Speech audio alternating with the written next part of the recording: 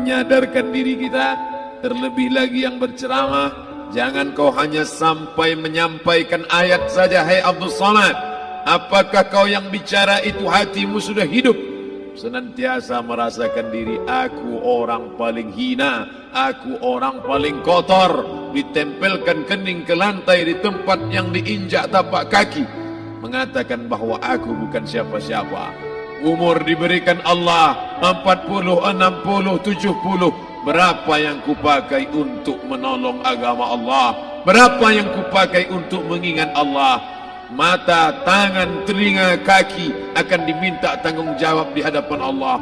Dulu dibangga-banggakan, dihormati, dimuliakan. Yang kami muliakan Al-Mukarram, Al-Ustad. Tapi pada saat tiba masanya, yang kita bawa tak lain tak bukan innallaha la yanzuru ila ajsamikum. Allah tak menengok badan, fisik, bentuk tubuh, baju. Ini sampulnya saja. Wala ila suwarikum, Allah tak menengok rupa, wajah. Walakin yanzuru ila qulub. Hati kamu yang bersih itulah yang kau bawa menghadap Allah Subhanahu wa taala. Yauma la yanfa'u malun, harta tak berguna, wala banun, anak tak bisa menolong. Harta tak berguna, anak tak mampu menolong. Illa man atallah, kecuali orang yang datang menghadap Allah biqalbin salim, dengan hati yang bersih, hati yang tulus, hati yang memercikkan cahaya iman, hati yang bersih dari hasad, busuk hati, sum'ah, riya, takabbur. Itulah yang menolong di hadapan Allah Subhanahu wa taala. Apa kata Imam Ali radhiyallahu an? An-nasu niyam. Semua manusia waktu hidup itu tidur. Bapak tidur, ibu tidur, saya tidur. Semua orang waktu hidup itu tidur. Falamma matu, ketika dia mati, disitulah dia baru terjaga dari tidur panjang. Saat Israel mencabut nyawa, ditarikkan adalah satu centapan yang kuat. Disitulah kita baru terjaga dari tidur panjang. Betapa aku meninggalkan salat, betapa aku tak berzakat, betapa dulu kekuasaan. Aku lulus umur 30, pensiun 58, 28 tahun, apapun tak pernah kubuat untuk agama. Sibuk membesarkan anak, sibuk mengurus warisan. Anak pun tak ingat dengan kita, karena kita lupa menanamkan pendidikan agama di dalam otak kepalanya. Harta yang banyak tak sempat menolong agama Allah. Anak tunggal semata wayang tak sempat dididik agama. Istri meninggalkan dalam keadaan stres susah hatinya, karena dia tak diajarkan sabar menerima ridha ketetapan takdir Allah. Dan paling celaka, tak pernah anggota tubuh ini dipakai untuk berzikir, muhasabah, mengingat Allah. Tak pernah mata dipakai menengok Quran, kitab suci Allah. Tak pernah dipakai hati merenung sejenak, apa yang akan kubawa mati menghadap Allah Subhanahu wa taala. Abdul Somad dari dalam tanah naik ke atas tanah, ceramah, masuk balik ke dalam tanah. Yang kau bawa apa? Baju koko tinggal, peci tinggal, pakaian kehormatan tinggal. Yang kau bawa kain tidak berjahit, disobek, kerak. Itu yang akan menyampul kulitmu, yang selama ini kau dimandikan, dibersihkan oleh ibumu dulu 60 tahun yang lalu. Sampai masanya kau lupa kapan kau dimandikan dulu.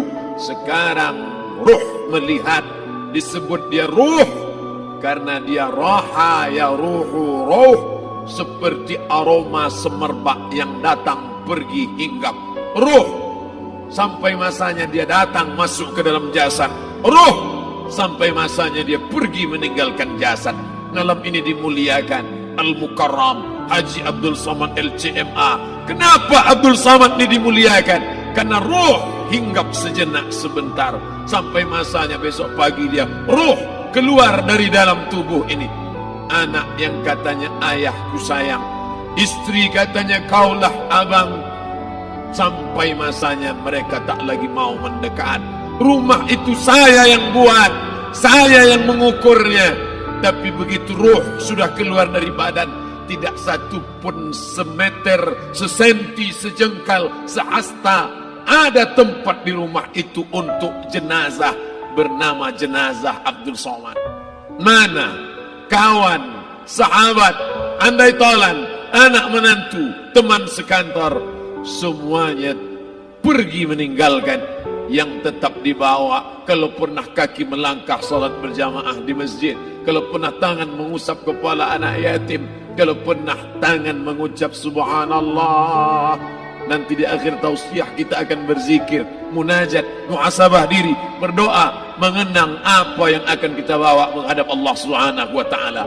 Datang malaikat membawa kain kafan dari cahaya, akan menyambut ruh yang mulia. Hadis riwayat Ahmad bin Ambal dalam kitab Al-Musnad, turun malaikat berlomba-lomba membawa kain putih dari cahaya, menunggu ruh akan keluar. Ruh menetes seperti embun di ujung daun. Daun tidak bergoyang, ranting tidak patah. Ruh menetes pelan turun ke dalam kain kafan, dibawa malaikat ke pintu langit. Tak sabar mereka menyambut. Inikah dia yang selama ini berjamaah? Berapa banyak yang masyhur terkenal di bumi, malaikat tak mengenal dia. Ini roh siapa? Tapi ini bukan LCMA, dia bukan ustaz, dia bukan ulama, tapi imannya dalam, kekuasaan dipakai menolong agama Allah. Ruhnya keluar di bawah, semua malaikat mengucapkan salam.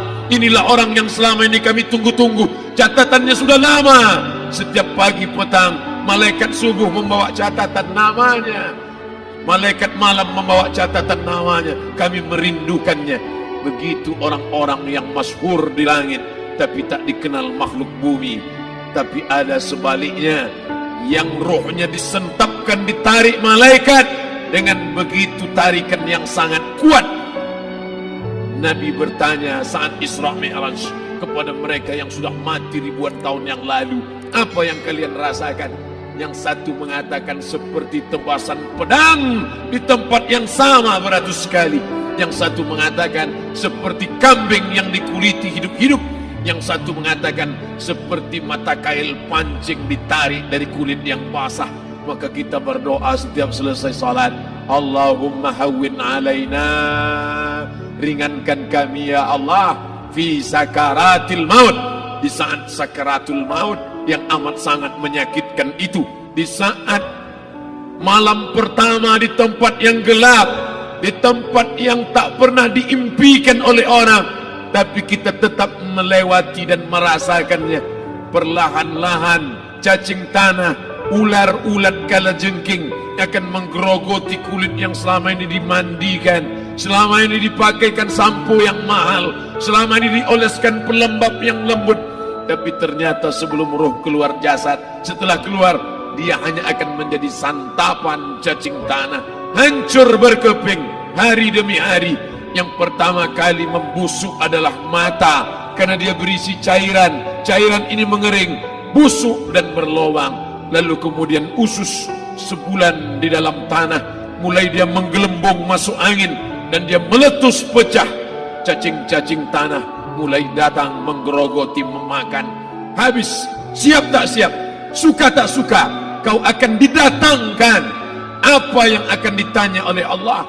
Perbuatanmu, amalmu. Faman ya'mal mithqala dzarratin khairan yarah. Sebesar biji sawi, sebesar ujung rambut, kau aniaya orang, kau makan titik puluh keringatnya. U'tul ajira ajrahu, berikan upah pekerjamu, gaji tukang panenmu, gaji tukang cuci setrikamu. Kau makan, kau tahan 3 bulan, dia tak menuntut, dia senyum, dia hanya mampu mengadu kepada Allah. Tapi titik peluhnya yang keringatnya, air matanya akan kau balas di hadapan Allah Subhanahu wa taala. Di saat itu tak ada siapa bisa menolong. Hari ini uangmu banyak, kau bayar pengacara handal 1 jam 100 juta, bebas tanpa syarat. Tapi di hadapan Allah semua akan bersaksi. Al-yawma nakhtimu ala, lidah yang selama ini pandai bicara dikunci, ditutup Allah taala yang akan bicara. Wa tukallimuna aydihim wa tashhadu arjuluhum, kaki akan bersaksi, tangan akan bicara. Bima kanu yaksibun, yang pernah dilakukan di masa yang lalu. Mata melihat seolah-olah nyata perbuatan itu pernah dilakukan dulu. Kita lupa, kita tak ingat. Tapi catatan malaikat terlalu terang benderang.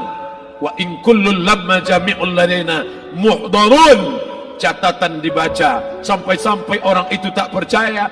Ma li hadzal kitab, kenapa buku catatan saya ini la yughadiru saghiratan, yang kecil-kecil, wala kabiratan, yang besar-besar, ahsaha, semua tercatat dalam buku catatan yang nyata. Dalam surat Al-Isra apa kata Allah?